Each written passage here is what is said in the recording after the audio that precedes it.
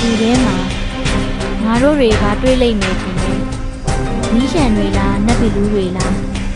ဒါမှမဟုတ်ငါတို့ကိုငါတို့မသိသေးတဲ့စွမ်းအားတစ်ခုလားကြည့်လိုက်ရအောင်အဝါရောင်နေဝင်စည်းစာအချိန်မှာငွေမင်းသမီးလေးသည်ရှေးဟောင်းပိမှန်တကားဝမှာရက်နေပါတယ်သူမ၏စိမ့်လန်းသောအကျေးခွန်များပေါ်ကရွှေရောင်စင်းတွေဟာနေမင်းနဲ့တွေ့တဲ့အခါတလက်လက်တောက်ပြောင်နေပါတယ်ဒီနေ့သူမရဲ့အရေးစွမဲ့ခရီးစဉ်ကြီးစတင်ရတော့မယ်ခြုံပုတ်များကြားကပြိုးဝက်ကူကြီးစီခြေဦးတီယာလှဲလိုက်ချိန်မှာ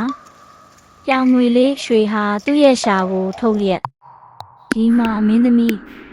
ဒီကူထဲမှာနှစ်ပေါင်းထောင်ချီပြီးဘသူမှမဖော်ထုတ်ရသေးတဲ့ပြိုးဝက်စမ်းကြယ်မှုတွေရှိနေတယ်ဟုတီတိုးပြောလိုက်တယ်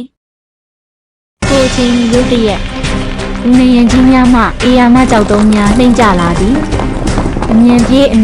ရွှေဟုအော်ဟစ်ရင်းငွေမင်းသမီးလေးသည်သူမ၏ပေါ်ပါသောကိုလွှဲပြီးပြေးလိုက်ပါတယ်အနေရကိုရှောင်တိန်နေစဉ်နယံမှငကားရုပ်ထုကြီးများမျက်လုံးတောက်ပြီးတက်ဝင်လာသည်ဒါကဘာတွေလဲမိခင်များဟာသူတို့စီကိုတဟုန်ထိုးပြေးဝင်လာနေတယ်ဘူးရဲ့အတွင်းဆုံးခန်းသို့ရောက်သောအခါ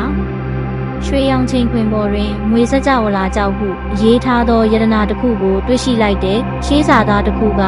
ဤကြောက်ကိုယူသူသည်ကြီးမြတ်သောစွမ်းအားကိုရရှိမည်သို့သောအလိုဆန္ဒနှင့်တန်မိုးကိုချိန်ညှိရမည်ဟုတတိပေးထားတယ်ငွေမင်းသမီးလေးသည်ကြောက်ကိုလက်ထဲယူလိုက်ပြီး